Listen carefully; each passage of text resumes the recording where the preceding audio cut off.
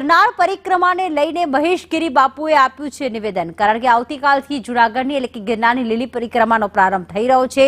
અનેક ભક્તો આ લીલી પરિક્રમામાં જોડાશે ને એ પહેલા આ નિવેદન આવ્યું છે, જેમાં મહેશ ગીરી બાપુએ કહ્યું છે કે પરિક્રમામાં કોઈ બદરુદ્દીન દેખાય તો પોલીસને સોંપી દેજો, બદરુદ્દીન દેખાય તો પ્રસાદ આપીને પોલીસને સોંપી દેજો।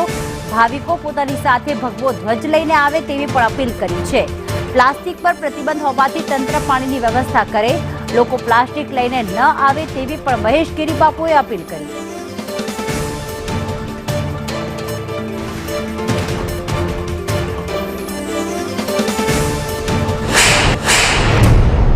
मारी आपने बे हाथ जोड़ीने प्रार्थना है कि गिरनार परिक्रमा अंदर सनातन वैदिक हिंदू धर्मना जे भाविक भक्तों छे ए लोकोए आववुं जोईए अने लाखोनी संख्यामां आववुं जोईए, जेथी करीने आपणे धर्म अने धर्मनी व्यवस्था जीवंत रहे।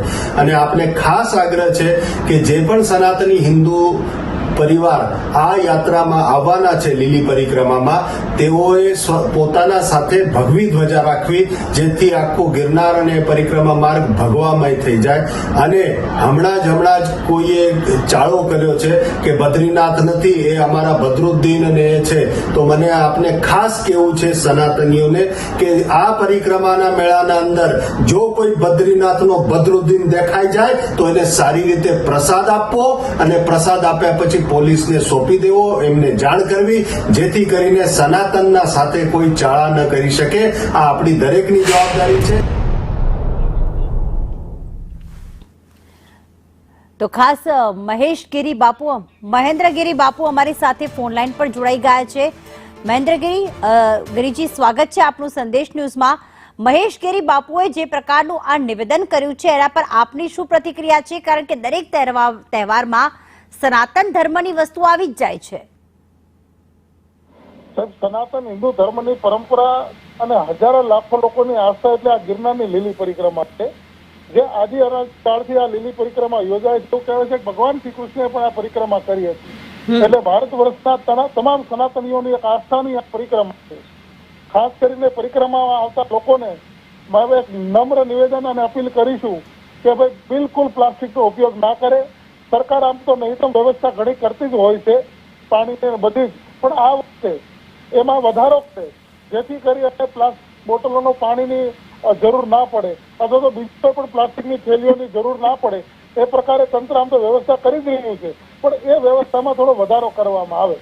બિલકુલ સરકારને પણ અપીલ કરી છે અને આવનારા ભક્તોને પણ ખાસ કે આ આસ્થા અને શ્રદ્ધાનું કેન્દ્ર છે, ગિરનારી મહારાજનું સ્થાન છે, 33 કોટીનો નિવાસ છે દેવી દેવતાઓનો।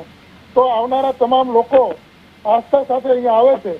તો આ ગિરનાર પરિક્રમા એ પ્રકૃતિનું ઘર છે, પ્રાણીઓનું ઘર છે। તો આપણે બનીને ત્યાં જઈએ છીએ તો એને સ્વચ્છ રાખીએ, ચોખ્ખું રાખીએ અને આસ્થા સાથે પરિક્રમા કરીએ।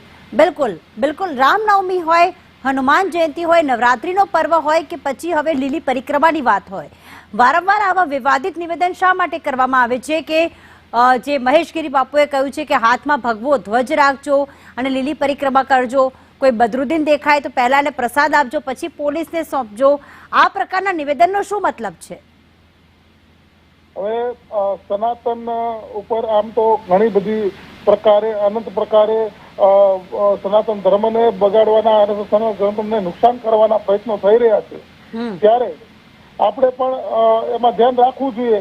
કોઈ વિદર્ભીઓ દ્વારા એ આસ્થા અને શ્રદ્ધા સાથે પરિક્રમા કરી રહેલા લોકોને કોઈ પણ પ્રકારનું નુકસાન ન પહોંચાડે અને ત્યાં ગિરનારમાં આવી અથવા તો પરિક્રમામાં જઈ અને દૂષણ ન ફેલાવે।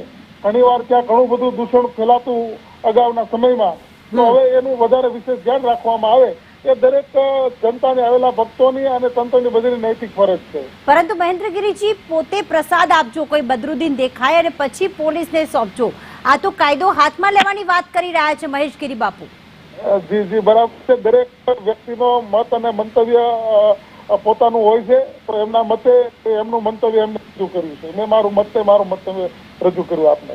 બિલકુલ આભાર સંદેશ ન્યૂઝ સાથે વાત કરવા બદલ। તો પોતાના વ્યક્તિગત મંતવ્ય છે મહેશ ગીરી બાપુએ જે કહ્યું છે, રામનવમીની વાત હોય, હનુમાન જયંતિ હોય એટલે કે કોઈ પણ હિન્દુ ધર્મને લગતો કોઈ પણ સનાતન ધર્મનો કોઈ પણ પર્વ હોય, ઉત્સવ હોય, આ પ્રકારના સંતોના વિવાદિત નિવેદન સામે આવી રહ્યા છે. એમાં પણ લીલી પરિક્રમા જ્યારે આવતીકાલથી શરૂ થવા જઈ રહી છે, એવામાં ખાસ મહેશગીરી બાપુનું આ નિવેદન જે સૂચક છે કે જેમાં કોઈ બદરુદ્દીન દેખાય તો તેને પ્રસાદ આપજો ને પછી પોલીસને સોંપી દેજો.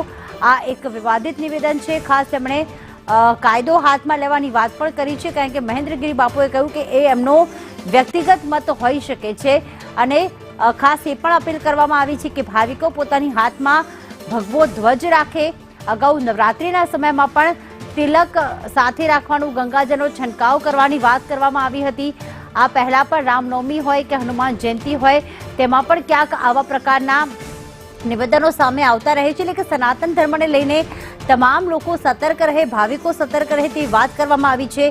ખાસ મહેન્દ્રગીરી બાપુએ પણ આક્ષેપ કર્યા કે ભૂતકાળમાં જ્યારે લીલી પરિક્રમા યોજાતી હતી ત્યારે એ વખતે વિધર્મીઓ દ્વારા ત્યાં હોબાળો મચાવવામાં આવતો હતો, કંઈક ને કંઈક દૂષણ ફેલાવવાનો પ્રયાસ કરવામાં આવતો હતો, જેના જ કારણે હવે ભાવિકોને સતર્ક રહેવાની વાત કરવામાં આવી રહી છે. પરંતુ આ કહેવાય ને કે આ પ્રકારના નિવેદનથી વિવાદ ચોક્કસથી સર્જાતો હોય છે.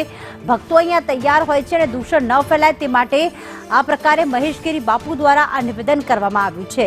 ભગવો ધ્વજ લઈને વાત કરી છે. લીલી પરિક્રમા એ હિન્દુ ધર્મની સૌથી મોટી પરિક્રમા એટલા માટે કહેવાય છે કારણ કે ભગવાન શ્રી કૃષ્ણએ પણ આ ગિરનારની લીલી પરિક્રમા કરી હતી અને એના જ ભાગરૂપે કૃષ્ણની ભક્તિ કરતા કરતા ભક્તો લીલી પરિક્રમામાં જોડાતા હોય છે અને એ વખતે કોઈ દૂષણ ન ફેલાય તે માટે ભક્તોને આ પ્રકારની અપીલ કરવામાં આવી.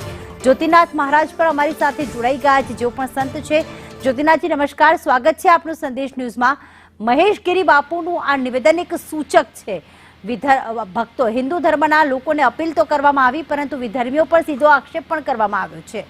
શું પ્રતિક્રિયા છે આપની? આમાં ઘણી બધી પ્રક્રિયાઓ પ્રીતિ નડતી હોય છે સમાજની અંદર. આ લોકોની જે ખવડાવતી વખતે હોટલ કે કઈ કાઉન્ટર ચાલુ કરતા હોય તો થૂકીને ખવડાવે ને એ બધી પ્રક્રિયાઓ છે.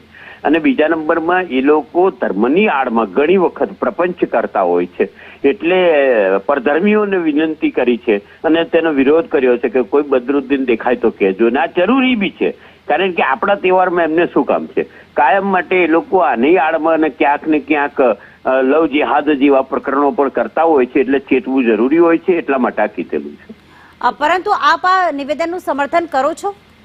હા, 100% હું સમર્થન કરું છું, કારણ કે આ સંત સમાજની વાત છે અને જ્યારે સંત સમાજની વાત હોય તો ત્યારે અહીંયા છે, પછી પ્રયાગમાં મેળો આવશે, ત્યારે આવી બધી જગ્યાએ આ બધી તકેદારીઓ રાખવી જરૂરી છે. અમે ધર્મના ભેદ આમ નથી સમજતા, પણ જ્યારે આ ધર્મનો પ્રસંગ હોય ત્યારે ત્યાં આગળ આ લોકો પોતે રાંધે, વચ્ચે પણ ગિરનાર લોકો નોનવેજ રાંધતા પણ પકડાયા હતા, ત્યારે અમારી પવિત્રતાનો પ્રોબ્લેમ ઉભો થાય છે.